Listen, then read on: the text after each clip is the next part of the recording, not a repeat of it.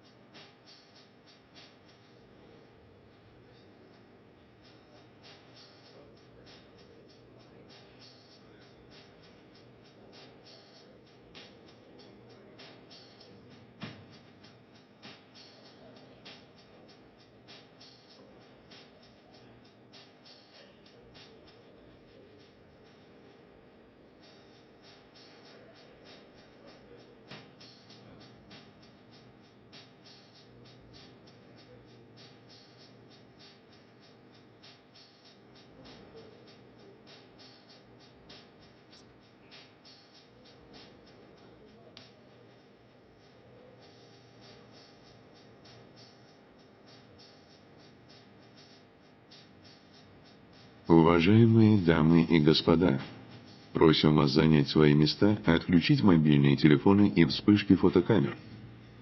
Пленарное заседание начнется через несколько минут.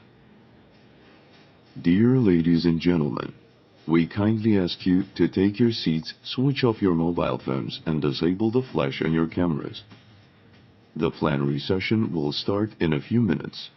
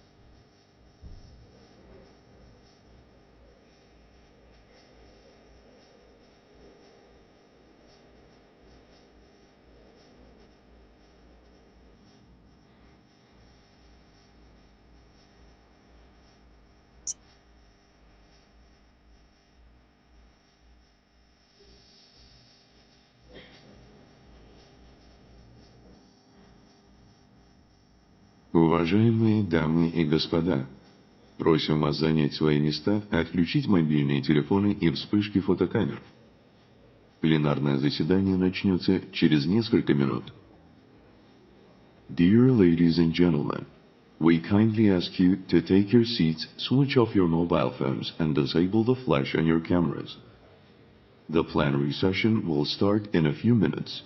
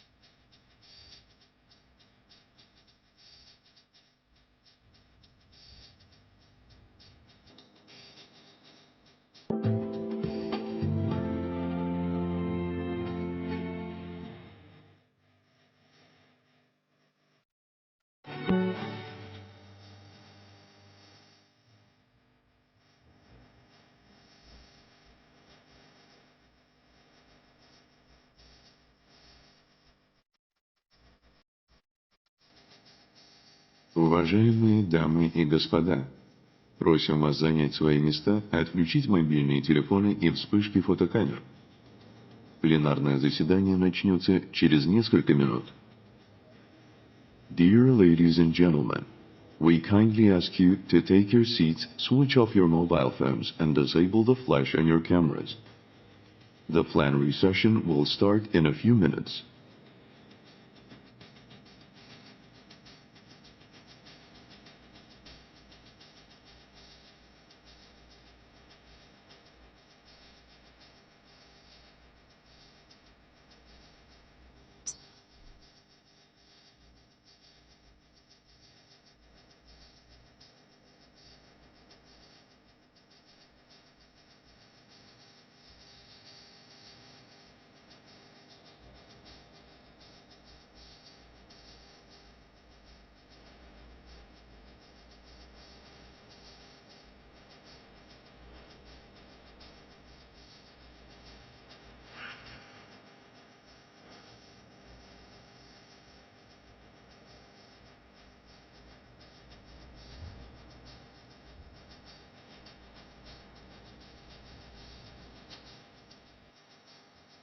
Уважаемые дамы и господа, просим вас занять свои места, отключить мобильные телефоны и вспышки фотокамер.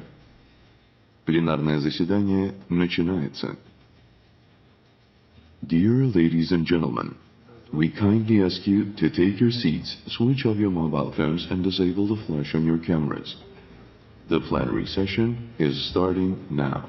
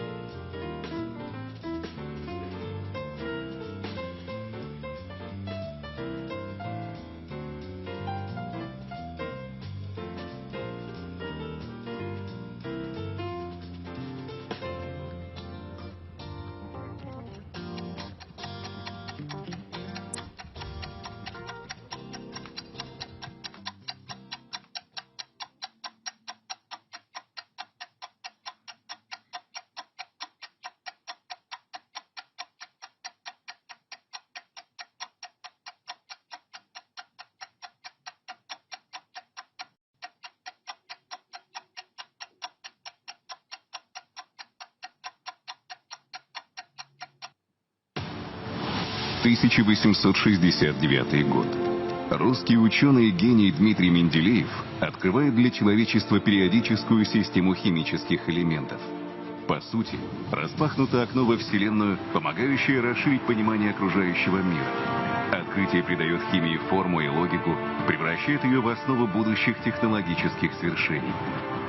В дальнейшем открытия советских и российских ученых-химиков сформировали фундамент, на котором выросли целые отрасли науки, промышленности, фармацевтики.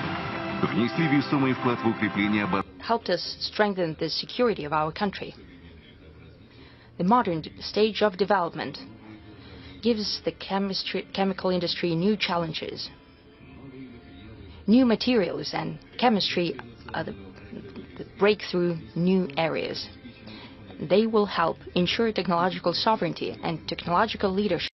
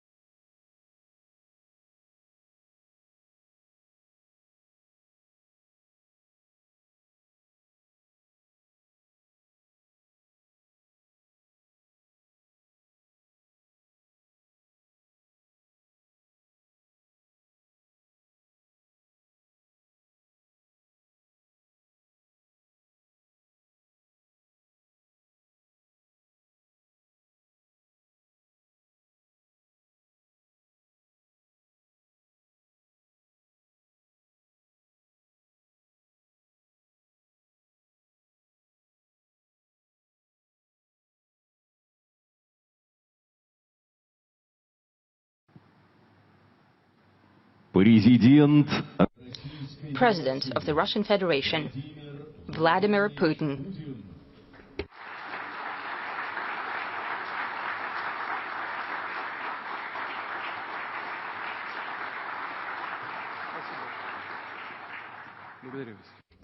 Thank you. Colleagues, friends, ladies and gentlemen, I'm happy to welcome the participants of the Third International Future Technologies Forum. As per tradition, it is here, in this audience, that we outline the future frontiers of scientific research. We are discussing ideas that are just becoming crystallized, waited and nurtured in laboratories and scientific centers, but very soon, and I have no doubt about it, these ideas will reshape the world. The topic of today's forum is chemistry and the use of new materials. These are indeed major cross-cutting areas, and they largely defined the progress of humanity, the implementation of the most ambitious ideas of engineers and designers. Right now, these areas are going through drastic changes, and they, in turn, lay the foundation and spur on future, even more revolutionary discoveries in healthcare, industry, microelectronics, in creation of unmanned systems, in all spheres with no exception. It is readily apparent that in order to be among the leaders in key areas of scientific and technological development, and that is the task that we're setting for ourselves, we need to achieve, among others, predominance in chemistry and in creation of new materials. That means that we need to offer competitive solutions and products in terms of price and quality, but they must be innovative. We need to have our own unique technological know-hows that would allow to produce and export to the global markets not just raw commodities, but the products of the highest standard.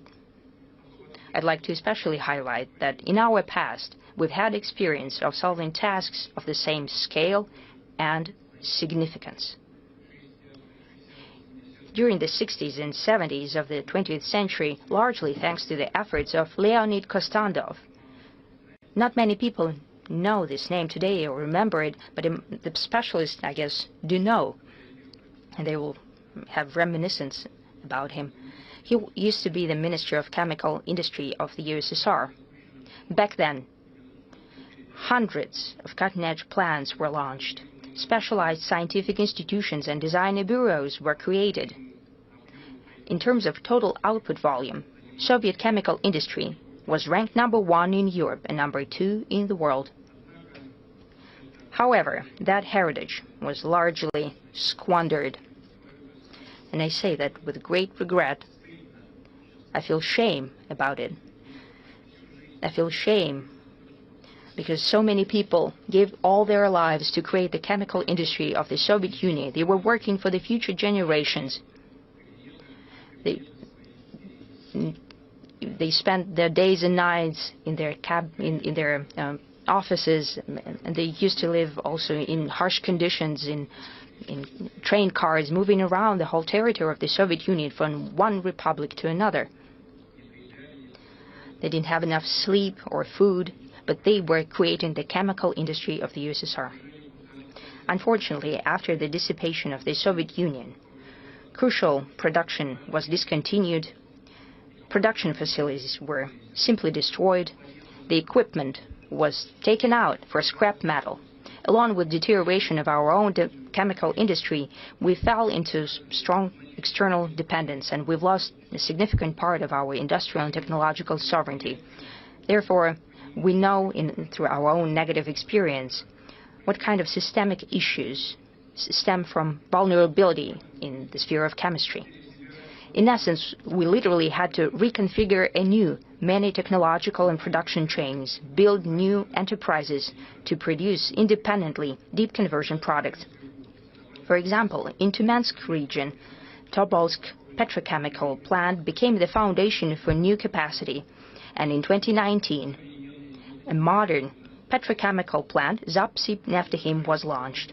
Underway is the construction of Amur gas chemical facility, as well as other enterprises that will help in the nearest future significantly increase the production of polymers, the key product of petrochemicals and gas chemistry. I'd like to add that after cleanup and remediation of the territory of Usolya-Sibirsk in the Irkutsk region is slated to host a breakthrough federal center of fine chemistry. For those who might not know that, or are not experts in this sphere, I can say that we're talking about the production of small volumes, however necessary volumes of specialized chemical products, resins, solvents that are similarly crucial for the development of microelectronics, pharmaceuticals, and many other critically important spheres. Another cross-cutting area is catalysts, that is the foundation of chemistry, substances that define the speed of reaction. It's important to ensure not only the development, but further testing, pilot production, followed by wide industrial use, as well as scaling up of domestic solutions. To support such projects, the famous Boreskov Institute of Catalysis in Novosibirsk is becoming a special scientific and technological cluster. It's an important step towards the development of all Siberian scientific cluster as one of the key centers for the creation of technologies of the future in chemistry. Colleagues, in order not to fall behind the pace of progress in global competition, we need to significantly increase the potential of Russian chemical industry and adjacent sectors. We need to build the full cycle, starting with the exploration development of new deposits, including rare and rare earth metals, production and deep conversion of mineral resources, ending with the production of high-tech products with high added value. We have something to work on here. In essence, we have all the necessary components. We simply need to set the tasks and provide the conditions for businesses and invest in infrastructure. We still do not produce lithium in Russia, and we cannot develop without it. It is apparent for the specialists here, and we can. We could have done it a decade or 15 years ago. We need to solve these tasks using the principal new technological level, using achievements in AI and robotics, other tools aimed at increasing the productivity of labor. In science as well, our serious advantage here is an accessible and affordable energy. We have one of the largest grids of nuclear hydrothermal power plants.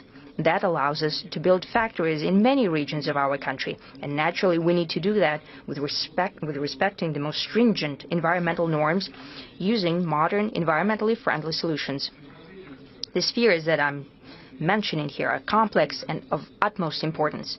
Therefore, in the sphere of new materials and chemistry, this year we'll launch a new national project of technological leadership. The federal budget alone for the implementation from 2025 till 2030 earmarks about 170 billion rubles. Simultaneously, the investments of the companies of the real sector in the economy might stand at about 1 trillion rubles, and I think that's very realistic. I've talked to the owners and leaders of the companies, and they have very ambitious plans. I like this sentiment. We'll support them in their strive, and we'll fine-tune the mechanisms of supporting of private investment, including in R&D. I've mentioned many times that external issues and sanctions, with all the challenges and complexities for us, have played an important role of an incentive. Russian companies now turn more and more often to our scientists, and they receive the consultations from them. And it turns out that the domestic solutions quite often become more effective and efficient than international counterparts. In order to ensure a modern legal framework for cooperation between researchers and qualified clients, we've adopted a law on technological policy. It will enter into force in the summer of this year. I have already mentioned, and I have set this task, that together with the business community, we need to increase the funding of science up to 2% of GDP. It is crucial that we send all the additional resources for the support of promising, disruptive areas of scientific and technological development. For example, in chemistry and new materials, it would be rather myopic and erroneous to be satisfied with simply substituting the technological processes that have already been explored somewhere abroad. It is naturally quite important. We need to keep in mind all the achievements and to make use of them, but we need to develop our own platforms. Right now, we're looking at the exhibition. My colleagues promised me that they will show me our progress. As we have agreed, in December last year, during the Council for Strategic Development National Projects, we need to shape plans in key dimensions that will ensure the predominance of the country in chemistry and modern material sciences as well. It's important to define the lead scientific organizations. They will take on the responsibility for conducting fundamental research, companies that are to introduce the technologies of the future, and fine-tune the talent training in chemistry for the tasks of technological leadership at all educational levels, starting with school, ending with universities. Unfortunately, the number of chemistry teachers in school is going down, and the number of students who are choosing chemistry as their major is going down as well. As for the number of chemistry teachers who are older than 65 is increasing. We need at what's happening in universities and institutions. I would like to ask you for a maximum engagement. The Russian Academy of Sciences, entrepreneurs, professional, scientific, and educational community. It's important that you continue to act in concert as true partners, and you to be aware of responsibility for results. The implementation of all national projects of technological development hinge on that. Our plans to develop Siberia, the Arctic, and the Far East, all regions of the country, and naturally solving the tasks in security and improving the quality of life of people. Security is a thing of its own. I have already spoken publicly about it. The whole world is talking about a Oreshnik missile. What is it made of?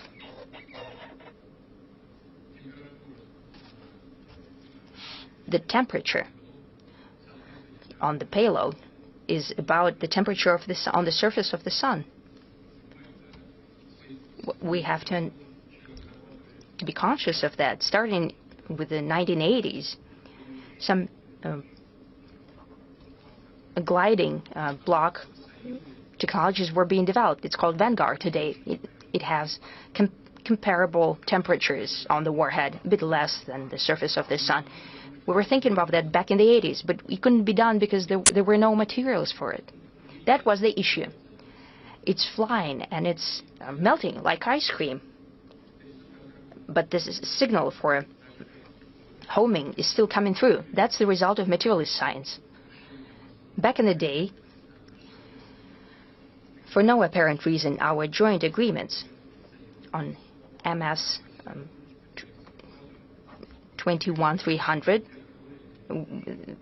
all the opportunities were closed down in that for wind. Yes, we had to postpone the project, but still we developed our own wind technologies with our own heads and minds, and we need to do that in all other dimensions as well, and to work constructively together. I'd like to ask the government to think about the way we could regulate the interaction between our enterprises and enterprises of our competitors in order to ensure certain advantages for our national producers. Yes, as part of the WTO system, but still, there were certain hindrances were created for us, and so we can regulate that.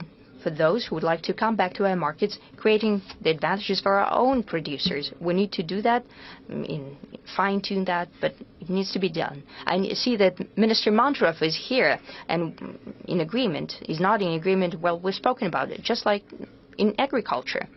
When agri-producers were begging us, don't let anyone in our market. We'll do it all by ourselves, except for bananas, naturally. But now they're producing bananas as well. Bit costly, but still.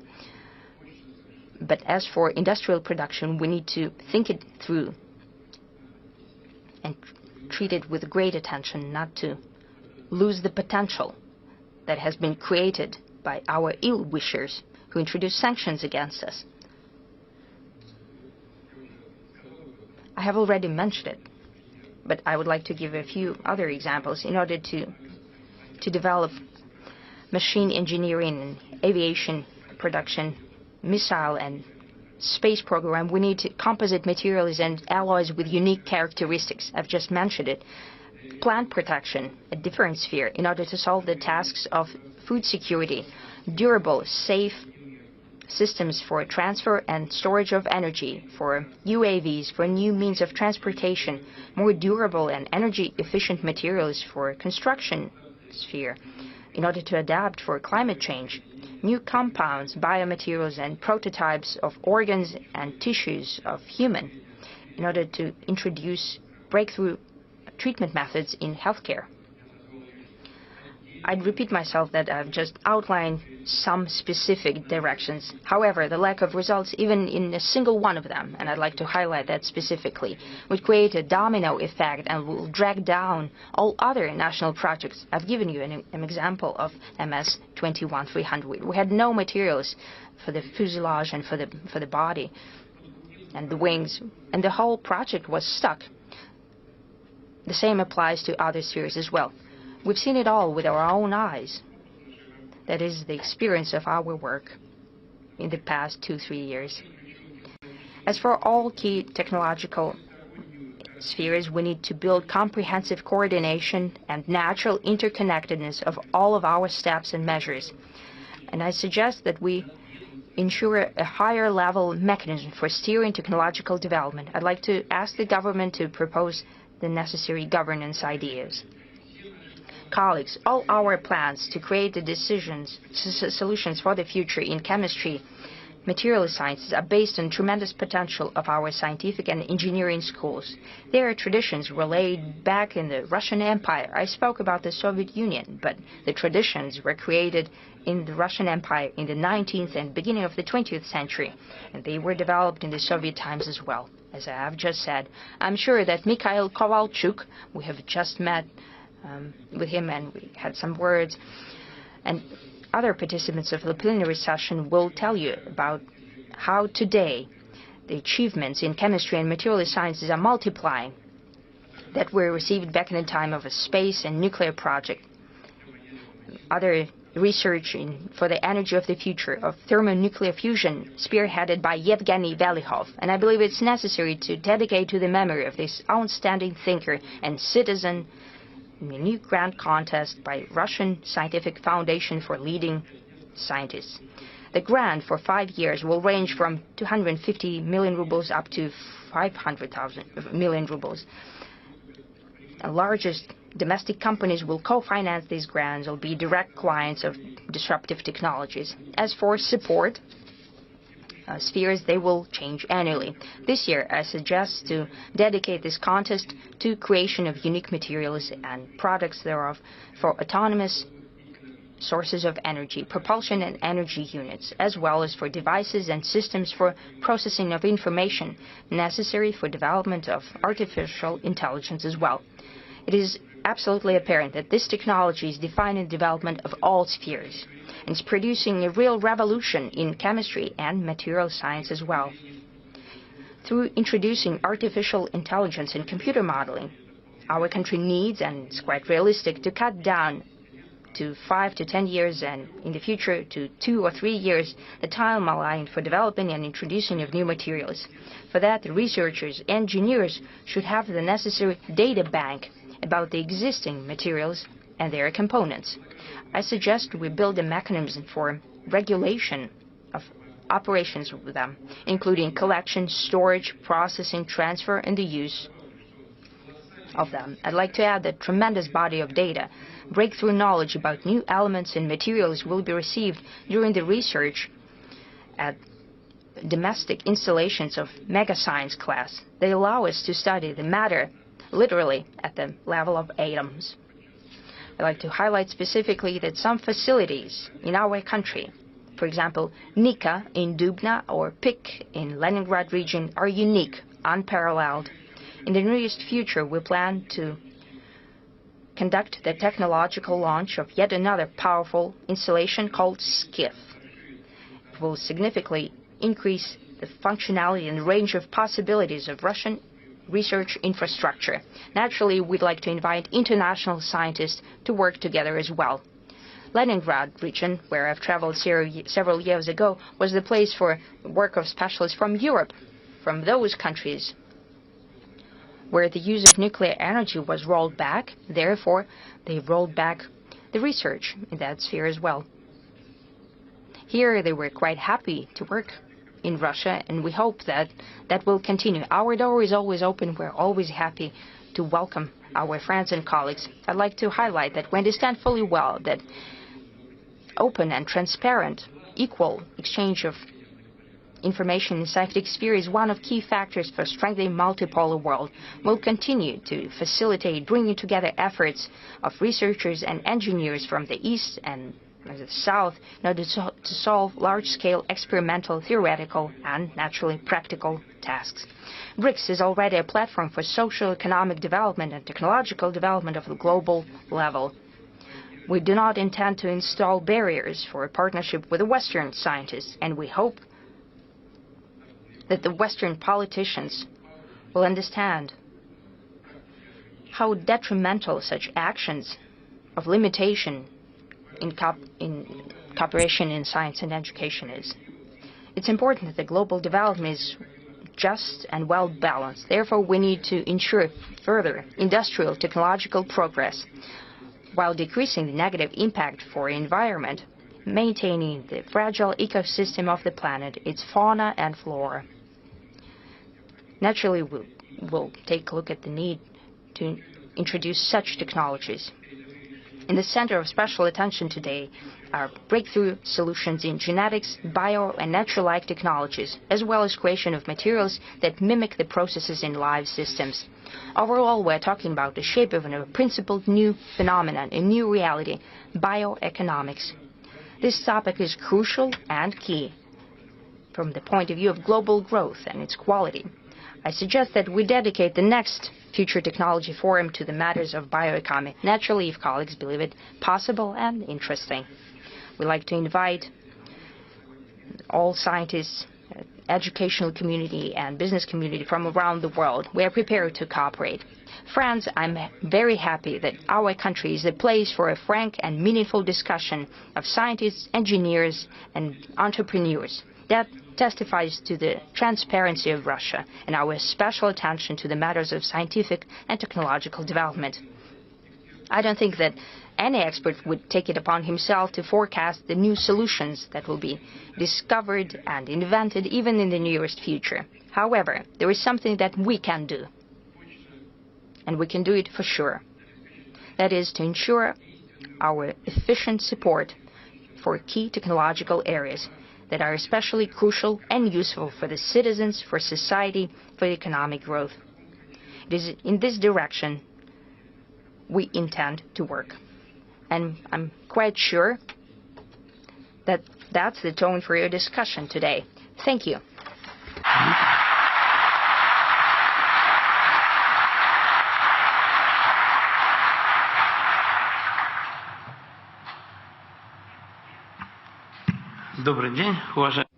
Good afternoon, Mr. President, distinguished colleagues.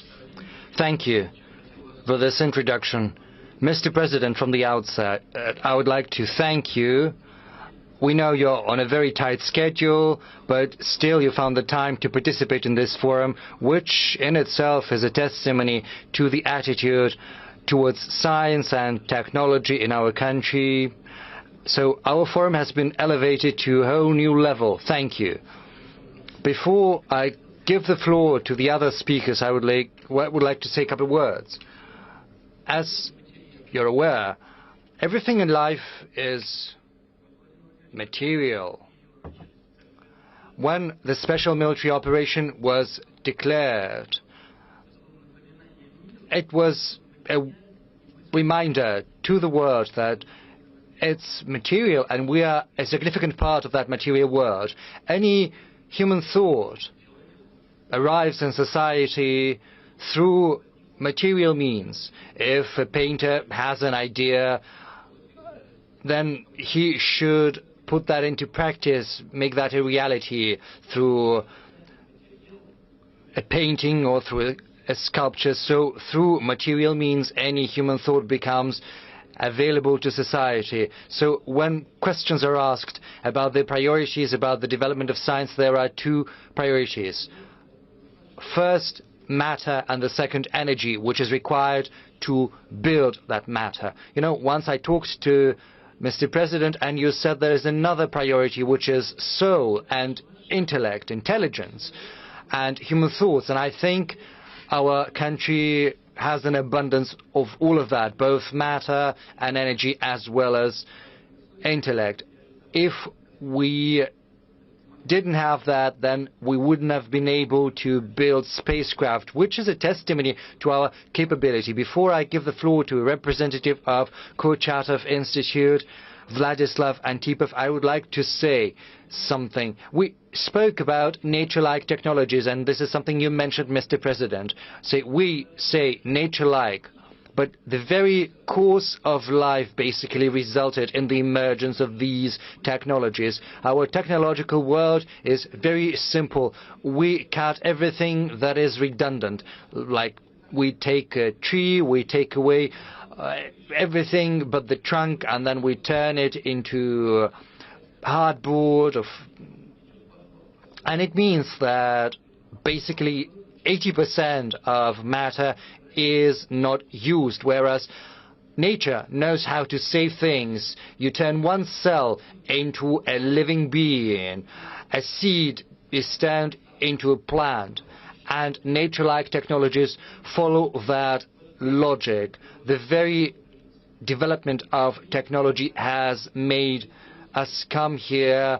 We take a laser and create unique things through powder, which is welded together using these nature-like technologies. When I was a student, 90% of articles were about semiconductors, whereas right now 80%, 90% of articles are on life.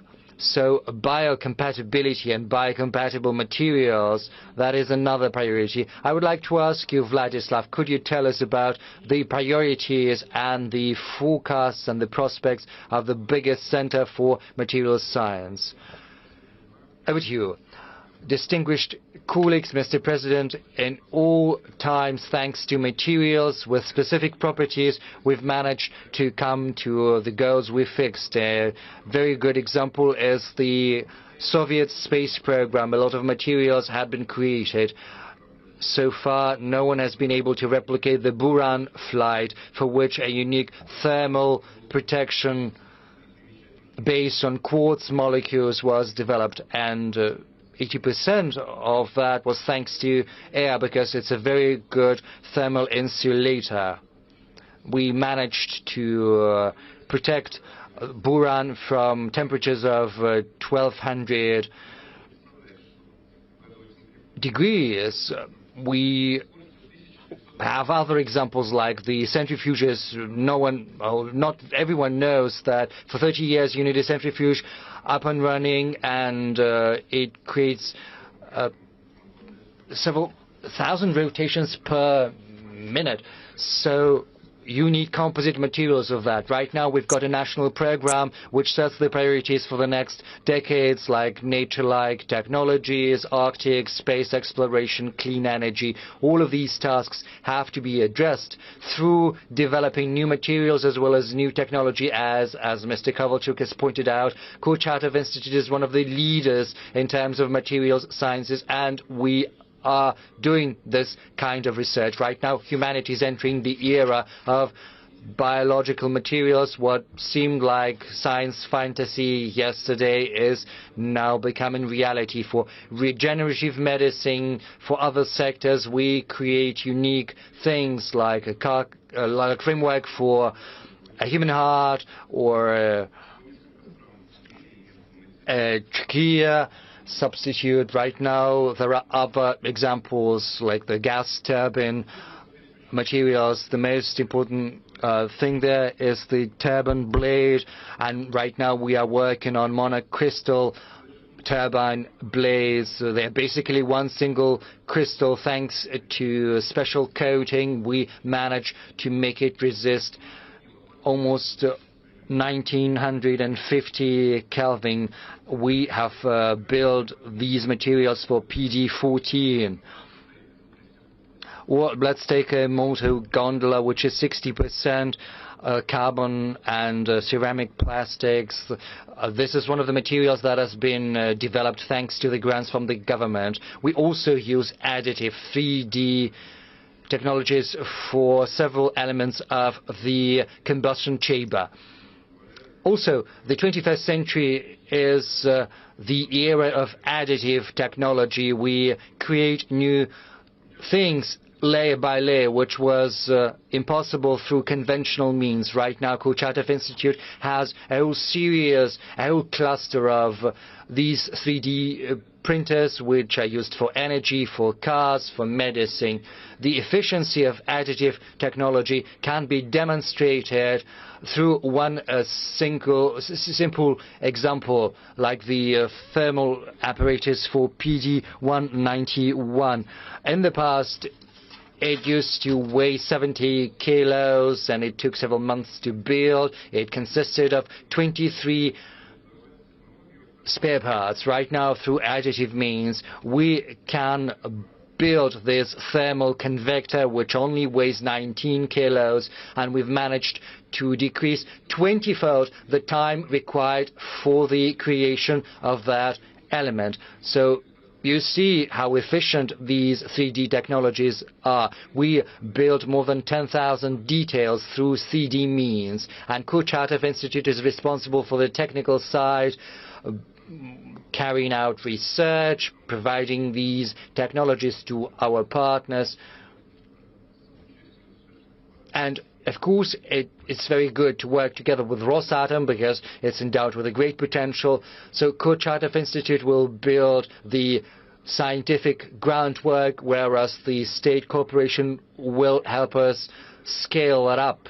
Now, as for Arctic exploration, we also need special property materials, because these materials have to work in the Arctic conditions, low temperatures, higher humidity, and other things. Kurchatov Institute has come up with cold-resistant steels, which are built, which are used for the hull of the icebreakers, which have to go through ice more than 4 meters thick.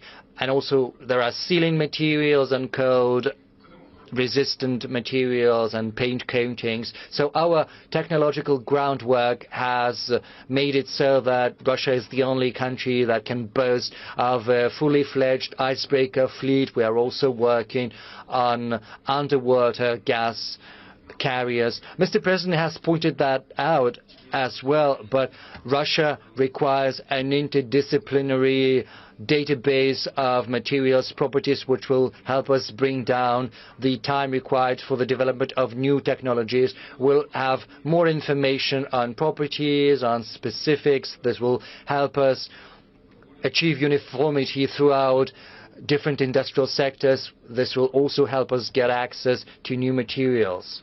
Thank you for your attention.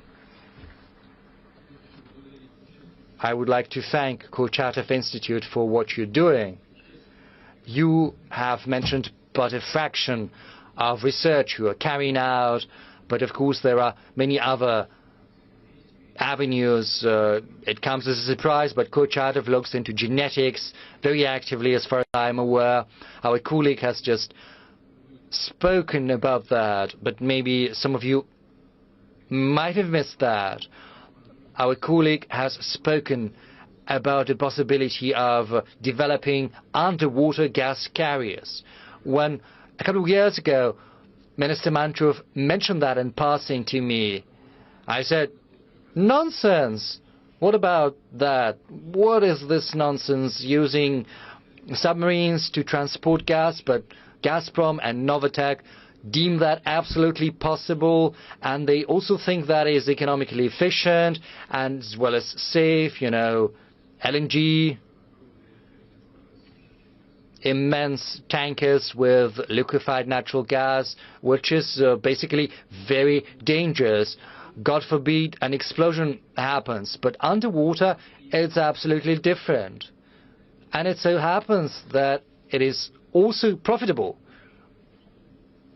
which is incredible. That's the future. And it can be done. So the swift decision-making, as well as the rapid development of new technology, all of that goes up thanks to the use of new technology, thanks to the use of 3D printing, as well as AI.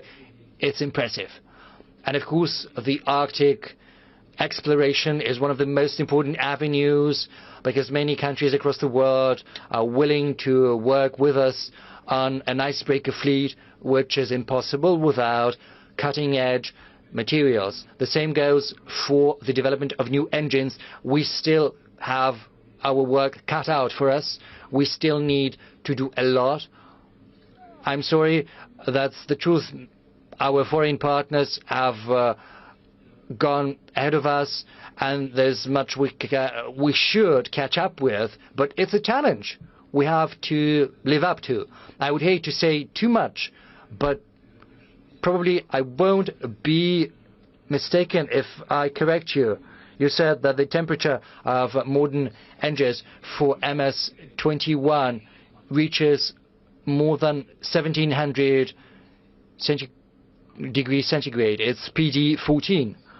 Whereas it's for MS-21, whereas for the wide body aircraft, it's PD-35 engine, and there the temperature reaches more than 1900 degrees. So I would like to thank you personally and your team, those who work on the production.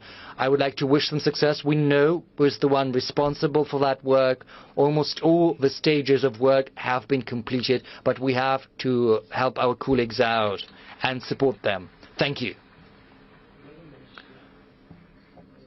Mr. President, I would like to invoke my right and draw your attention to the following. When 3D printing was spoken about, we have Gennady Yakovlevich and other colleagues sitting here. I would like to respond right away. We three, at the instruction of the administration, are actively working on a new competition, choosing the right topics to be explored. But I would like to say that the 3D technology was developed in our country in the Laser and Information Technology Institute, at the initiative of one of our members of the Russian Academy of Sciences. This was one of the first places in the world where the stereolithographs were developed. They were used to identify the remains of the Romanov family, because the genetics was just seeing its first development. And if you don't mind, Rosatom is working on a machine for these additive technologies. They have enormous capacities and capabilities in the Shatura. Maybe we could build a new center for additive technology. We could band together Rosatom, Kurchatov Institute, and that institute. We could take advantage of that potential which still remains in that institute. But of course, we have to address that question to Alexei. I know that Rosatom and Kurchatov Institute are competing. Either you want to get on his ground or vice versa. But honestly, I would support anything that involves joining your efforts together. So I would like to ask Alexei to do that. So, it's an instruction, right? 3 days ago, together with Gennady and with Alexei, we signed an agreement, and at your direct instruction, we set up the Council for the Strategic Development of Rosatom and Kurchatov Institute. So there are no differences whatsoever, and Alexei could probably confirm that publicly. What did you set up? A Council on the Strategic Development. So I wish you to live in good counsel and have friendship with one another, happily ever after, as it were. I would like to give the floor to Alexander Chernov, head of the working group of the Russian Quantum Center. He's going to speak about graphene, but before that, I would like to say just a couple of words. The periodic table has a great number of elements, but there are only 4 elements that stand apart: oxygen, hydrogen, nitrogen, and carbon. They stand apart due to a number of reasons. First, if you take the biological substance, you'll see that any biological material necessarily contains these 4 elements. Neorganics is simpler, but we are very complex, but we all have these in common. Yes, oxygen, nitrogen, yes, and also money, but that's the next stage. First come these 4 elements, and these 4 elements are unique. Hydrogen and oxygen form together water, but on the other hand, they can turn into a very dangerous gas.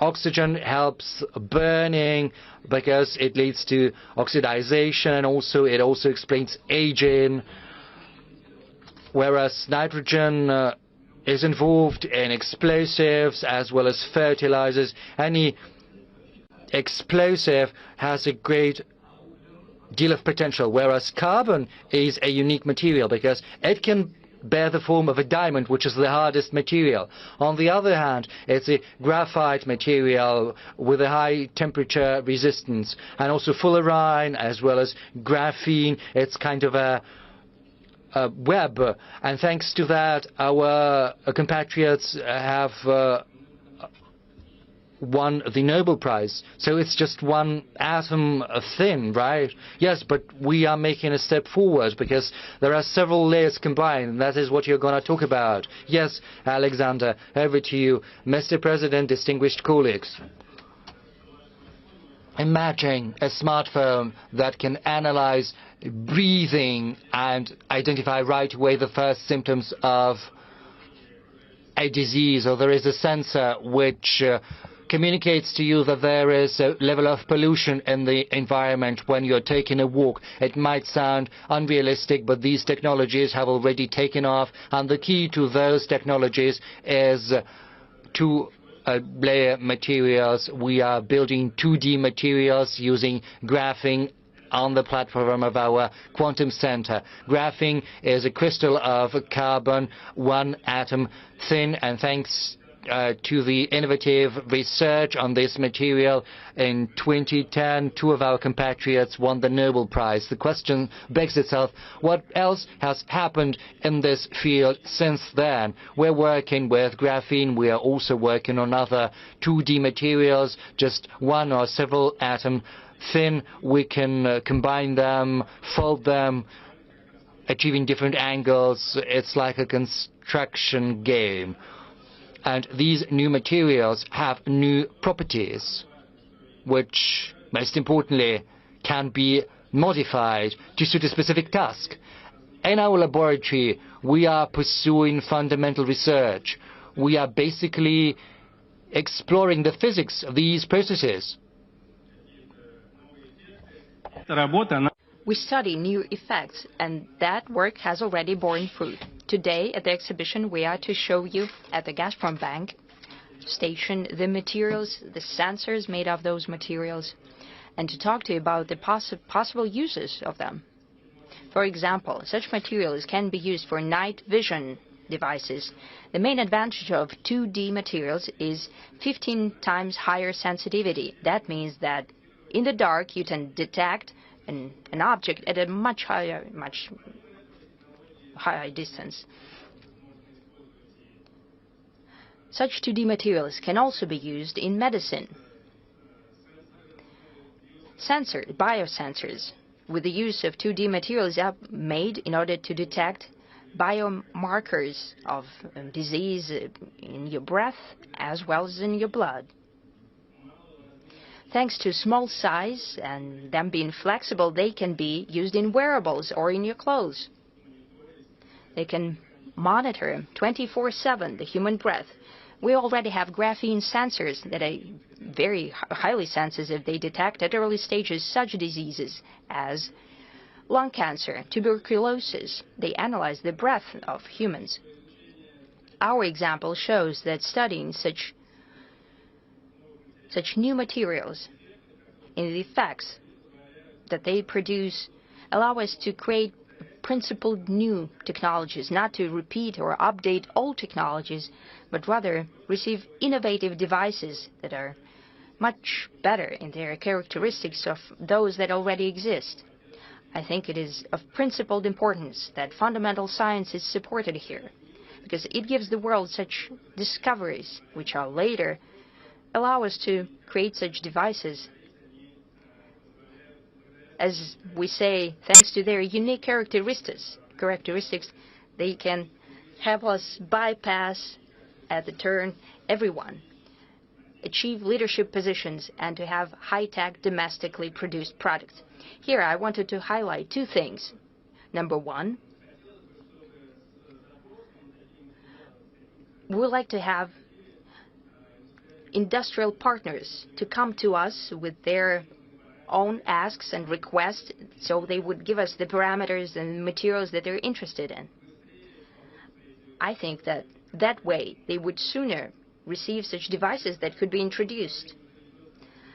I know that some work is being done in that regard.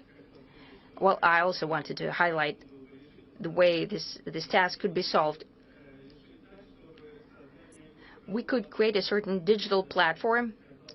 I could say it could be a marketplace where scientific teams and industrial clients could meet and try to find common ground.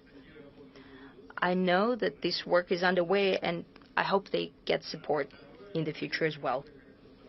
Number two, the transition from one unique device to the serial production naturally requires fine-tuning some technological processes. Usually, that happens in a clean area of the university or in a collective use center. In our institute, we have a clean zone. We could assemble the device, then produce the device, and students and research fellows will be very interested in that because they can easily get a diploma written or a PhD on that. However, if you want to move from just one device that has unique qualities and properties that was created in a lab made by a very talented young researcher, that would require to fine-tune and to get in place a whole technological process. I think that this task can be solved. And why I'm talking about it? Because, for example, the Russian Quantum Center and the Moscow Physical and Technical Institute, our colleagues are successful in going that way. However, in the scale of our whole country, this could be done if we create certain platforms where these technological processes could be worked out in collaboration between universities or between a university and an industrial partner. Such centers would help conduct the transfer of technologies and will make it easier to implement your May orders in terms of technological leadership. Thank you. I won't go into details in sensors. Well, this is a very important area with a very wide range of applications, crucial. Thank God this sphere is being covered by you as well. As for digital platforms where the information exchange could take place between industrial partners and possible researchers and producers as well, that is crucial. That's for sure. If it's not in place, it needs to be done. I'm talking right now to my colleagues from the Russian Academy of Sciences and from the government.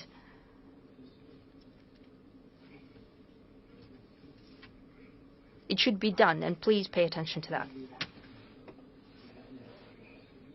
As for environment pollution, you said that you can have a sensor on your clothes that would beep in case there is pollution around you or something. That is very important, especially if the environment conditions are good. Sometimes our best instrument here is our nose. When people walk around garbage dumps, for example, you don't need a sensor to tell you that something wrong. However, the application area of what you're doing is tremendous. When you said that you could diagnose at early stages, just as a breathing probe, some cancers, for example, lung cancer, that's a revolution. It's simply a revolution. We'll do everything to help you out. Thank you. Thanks to you.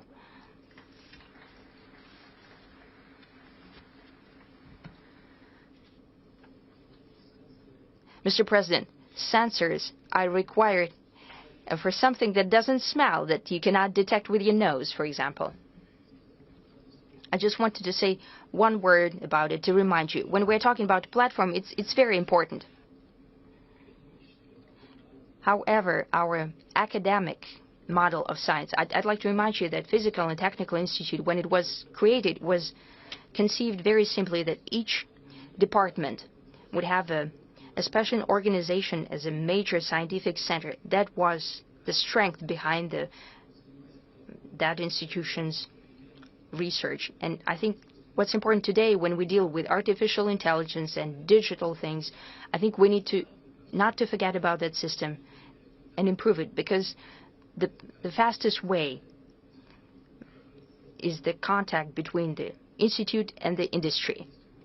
This is our Soviet experience. It's very high in demand today. That's why Moscow Physics and Technical Institute is so highly ranked in the world. I think it would be quite correct to support that.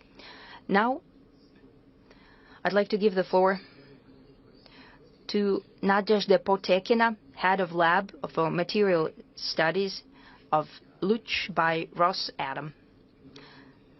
We're talking about materials, and all nuclear technologies, whatever you mention, they stem from materials production. So if we created a material, we managed to implement the nuclear project. So everything in the future is also connected with materials. Please, Nadezhda, you have the floor. Thank you very much, Mr. Kovalchuk, for giving the floor to me. Today we have highlighted that modern material sciences is called to implement the most ambitious and even sci-fi ideas of engineers and scientists. The nuclear sphere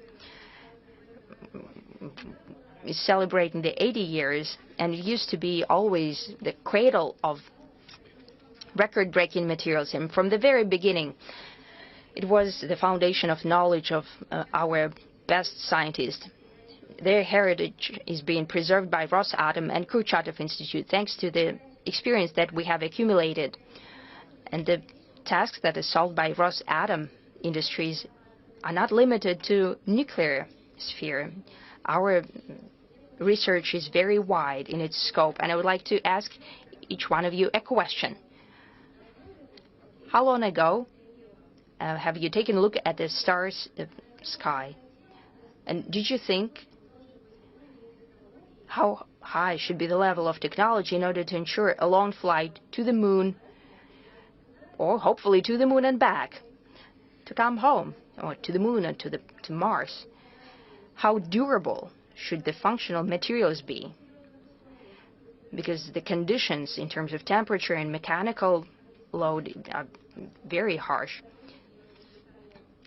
And propulsion units should also be capable of functioning in such conditions, and our team is dealing with that. High resistance metals and their alloys. These materials can be compared to extreme sports fans. They're reliable in special conditions of functioning. Temperature higher 1,300 centigrade, and great radiation impact.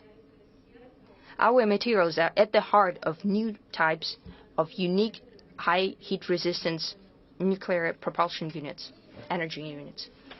We believe that our achievement is the development of technologies and equipment in order to create single crystal slabs of complex shape that ensures their resilience at previously unimaginable temperatures and tests. Their radiation resilience is an advantage for our materials. I have to say that we are not simply sitting idly with our success. We see the achievements of our Chinese colleagues in terms of heat-resistant alloys, and it spurs us on, because scientists are also, in some ways, athletes, and it's important for us to maintain our advantage. I'd like to say that already today, our work helped us to create a material in order to use it in promising energy units for high-speed flights in aerial medium. As for heat resistance metals, it was unthinkable previously, and we are working on improving the resilience and durability of such materials. The scientific significance of our work is not just creating a certain type of alloy, because the shape or type of a product is also very important, and here we're using additive technologies and digital methods as well, just like our colleagues.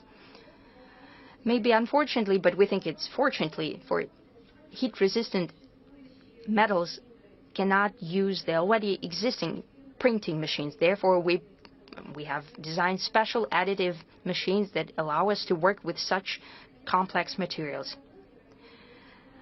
Those developments that I've been talking about are not mass-produced. However, the future of the use of heat-resistant alloys cannot be cut down to just one single specific sphere in the space.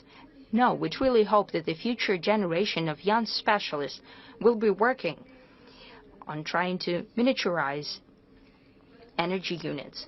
Possibly such work can be done in close cooperation with the Russian Foundation, with Kurchatov Institute and dedicated institutions.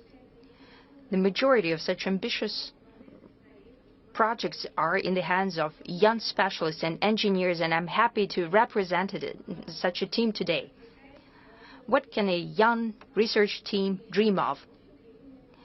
We're still quite young, and what we'd like to have is that something that we pour in our time and sometimes health and our every thought, so it would succeed, so that our heat-resistant alloys will conquer space, would deliver on their, and also be applied in our regular earthly lives. That's impossible without the development of commodities for heat-resistant alloys without special attention and awe, so to speak, for development and later for production. And we're sure that unique Russian developments with our heat-resistant alloys will absolutely find the necessary response in the global scientific community. Thank you.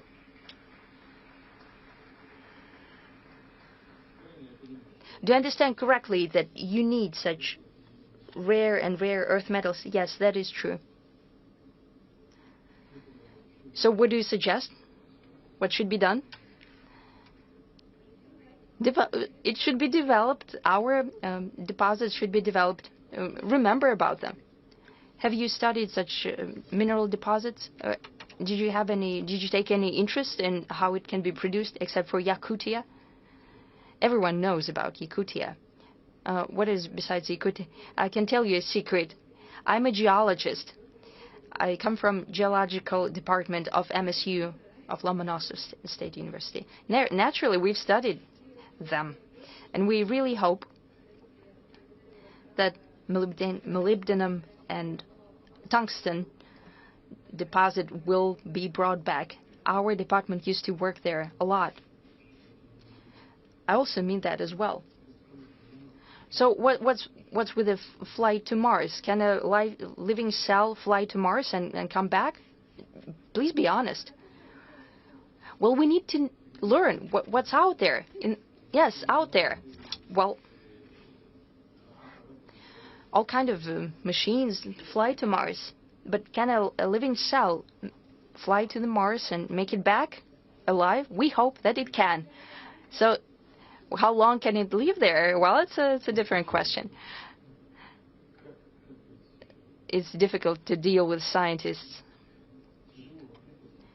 It's hard for you, Mr. Kovalchuk. Some of my colleagues tell me that it's impossible. Sergei Krylov used to think about that. He said that you need to fly in a water envelope but it's impossible, because then the craft becomes so large that it's impossible to propel it first to launch it into space. It could not be done even with the use of the nuclear reactors, nuclear propulsion units for space. The craft becomes too large. As for other materials that would protect the biomaterial, a living cell, are there any others? Maybe it's our research plan for the future. Okay, so you need funding, right?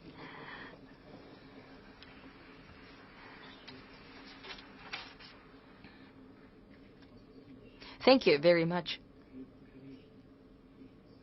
Of course. Everything that applies to your sphere of interest, heat-resilient alloys, is extremely important.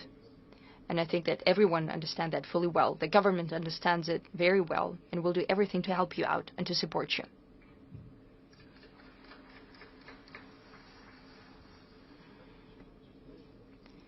You know, Mr. President, space engines, in that sense, we're ahead of the whole planet.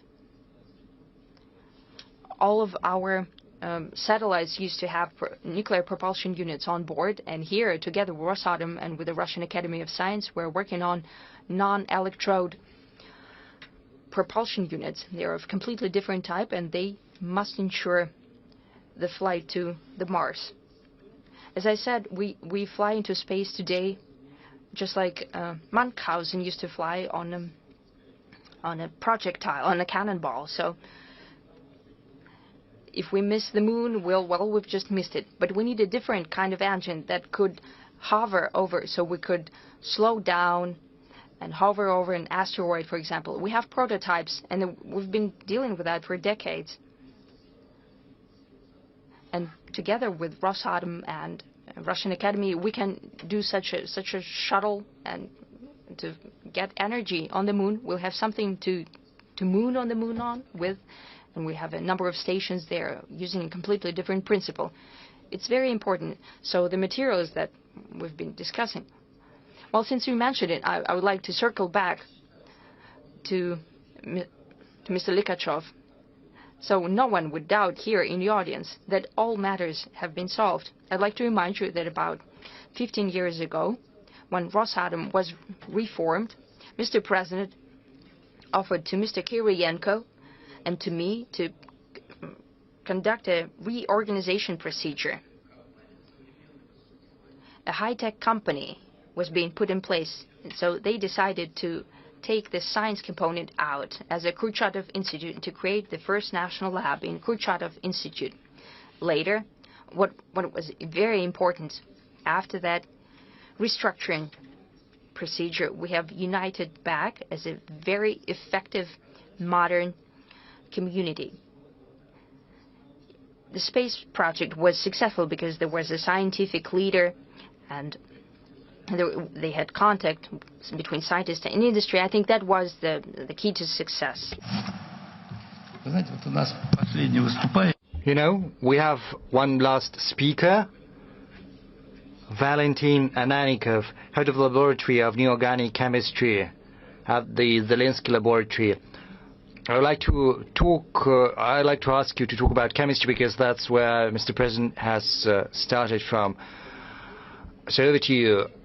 Mr. President, friends, colleagues, right now chemistry is heavily impacted by AI and digital modeling. There's a lot of noise around AI. Maybe there's too much expectation, but there's not a single person who hasn't heard about AI. We've all heard of that on many occasions, but it's important not to miss the turning point which is right ahead of us, because we are entering into the era of 4, when AI ceases to be an end in itself. It becomes but a tool for performing different tools for industry, for medicine, for environmental challenges that need to be addressed. So we are drawing nigh to a new technological stage when AI turns into an accelerator for industrial development. And I have to tell you that the new stage of development has been well prepared. There is a well prepared foundation, the scientific fund, which helped expand our expertise. It's very nice to see from the reports that it's developing on a continual basis, and the professionals are also being prepared. I would like to address the pupils and the students. You can come and work in science because the government is supporting this field. So do not be afraid. Take courage. A lot of questions are being asked about education, especially with regard to high-tech, with regard to artificial algorithms at Innopolis and how we see their practical application in Kazan and elsewhere, and we can see that it's built on a very good foundation, mainly the school syllabus. It can turn into a very good pilot project for preparing new professionals for this field. As far as chemistry goes, it's an important sector. It's of paramount importance to humanity, and we would very much like to see the contribution of chemistry to our economy grow year in, year out. Right now we see the foundation of a new chemical industry being laid. And right now there is a national project with the support of the ministry. It's based on the laboratory of Zelinsky Laboratory. We are using AI and we're developing new chemical technology. We have managed to come up with new catalysts which are required for reactions used in creating new medicines as well as intellectual materials. For the first time, we've managed to develop a neural network which can use photos of a substance to determine the chemical formula, which is of great significance to the chemical industry. When I was still a school child, I tried to use my eyes and microscope to understand the chemical structure, which is all but impossible. But thanks to neural networks, it becomes a possibility. And had I had a chance to go back in time, I would have chosen the same path, because enormously interesting things are opening up in this field right before our eyes. As far as AI goes, our country enjoys a very good position. Colleagues from Rosatom, from Kurchatov Institute are heavily pursuing these paths, and Yandex with its LLMs helps this development thanks to chemical applications of its developments. But there is a problem I would like to dwell on. The stumbling block for many chemical projects is the upscaling of chemical synthesis. Our scientific projects are efficient in providing unique materials with very useful properties, but unfortunately the volume of materials produced is grams. We have to have the capabilities to scale up the production. Unfortunately, we don't have that, and we need a universal upscaling technology which can be replicated for a wide range of chemical processes, both for mid-tonnage chemistry and small tonnage, say when you don't need a lot, but you need a wide range of products, chemical materials, and it's important to be able to do that. And AI can play a critical role in that because it's a unifying technology which helps you model different technologies and catalysts. You can even create a digital double of a reactor which can be used for the production of these chemical substances. A small tonnage reactor can even be printed through 3D printing. Usually, those reactors, chemical reactors, used to take ages to build because they comprise so many elements, whereas 3D printing can eliminate this problem. So AI can help us accelerate the introduction of chemical research outcomes in practice, and we've got every capability to do that. So I have a proposal to draw special attention to this field. Maybe we could even come up with a special designated program for addressing the tasks and the goals the chemical industry is faced with to scale up chemical reactions, to be more precise. In conclusion, I would like to say a couple of words about the ideas, the projects stemming from AI. I think some ideas might seem as if it were sci-fi, but what used to be sci-fi yesterday right now is reality. We have to catch up. We have to substitute several processes and technologies in chemistry, but the most important and the most efficient way of catching up is getting ahead. If we use AI and implement what we have in practice, it'll help us carry out a technological leap, and it'll create a nexus between science and industry. Thank you for your attention. Valentin?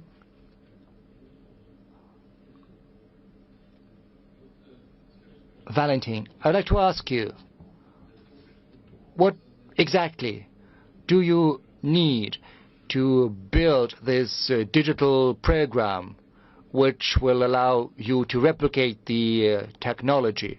What concretely needs to be done? Because this issue is of paramount importance. It's of critical importance. Microtonnage chemistry,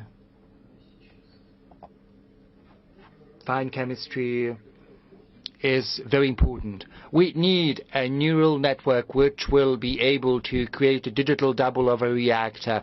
The researchers there, you need to gather a requisite amount of data on reactors, on their construction. Then the neural network, which is a cutting-edge technology as well as a cross-cutting technology, it'll bring data together and will help you with the design of a reactor. Usually the design of a reactor it comes up with is very complex. Usually it wouldn't occur to a human being. It's unique, so it's a unifying technology. You can make but one step from the reaction to the reactor. But whom do you need? We need chemical engineers as well as coders. So the Russian Academy of Sciences is supposed to play the coordinating role, correct? Do you have a mic? Yes. Can you give the mic to the president of the Russian Academy of Sciences? Thank you. No. A little farther. Yes, right there. Correct.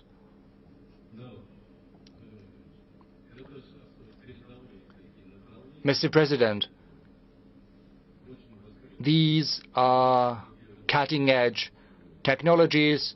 They are in high demand, and we are certainly working on that based on the instructions from the government. Together with the scientific fund, we are building a digital database on chemistry, on catalysts, and it'll subsequently be used to teach neural networks. And then we'll have to work with Rosatom to create better capacities. But I would like to understand, how do we launch this process properly? Because through helping them, we will help ourselves. What does the government need to do? What do you need? Yes, funding, of course, but tell me how much. And who's going to participate in the process? Just be specific. We need resources, that's true.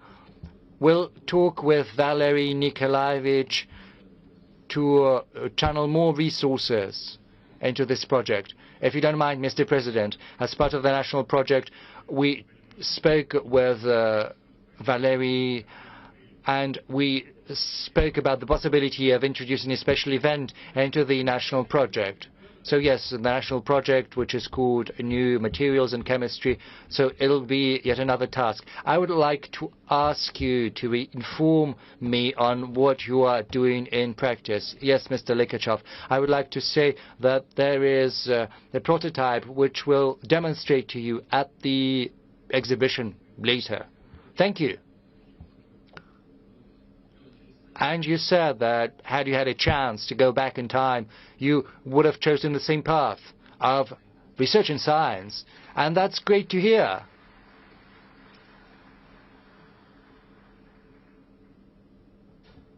That's it? Mr. President, thank you. A huge thank you to everyone. But before I wrap up, I would like to say that very often we hear that the age of physics is over, it's the age of biology, which is a mistake.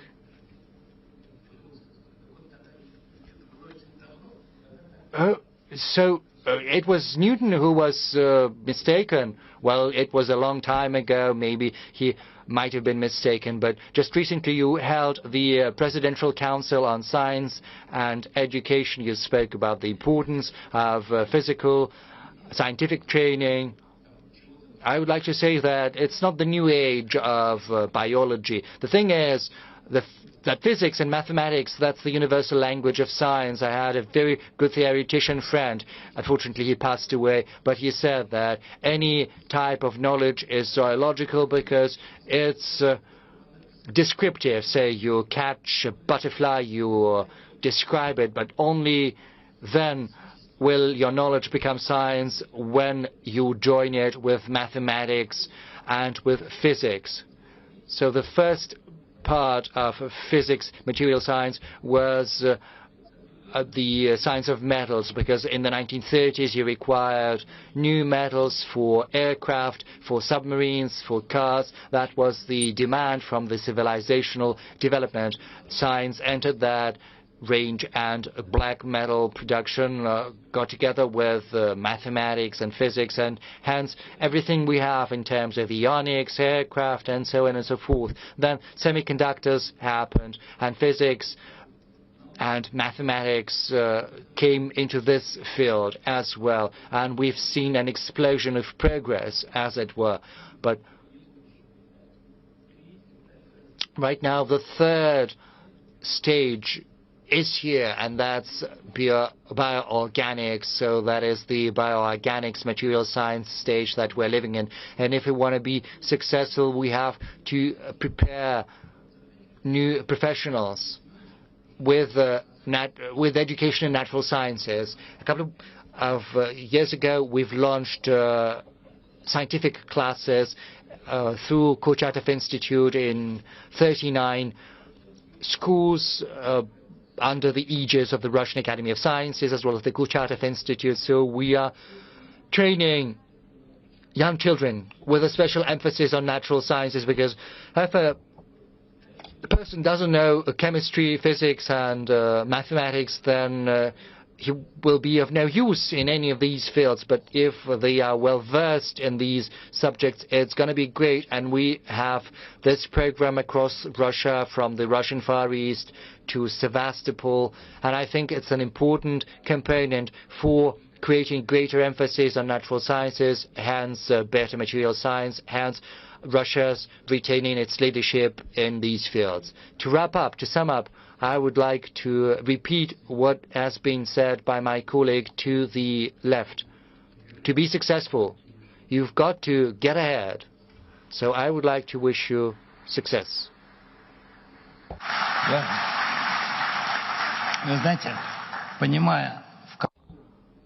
Well, you know, we understand what kind of world we're living in, and we know that Mr. President is in a very tight schedule, so let's give him a round of applause for participating in this session and give him our wishes of very good health.